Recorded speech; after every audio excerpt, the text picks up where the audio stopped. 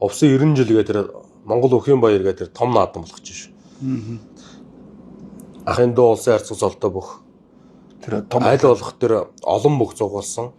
Олон саахан бөхчүү зугуулсан газар ахын дооцсон бүх хүн ч барилддаг юм аа. Тэгжээч дэдий дөнгийн хэмжээний улсын золтой бүгдгээд энэ л харуулдаг шүү ахын дуу гэл. Ахын дуу тийшээ очиж барилддаг.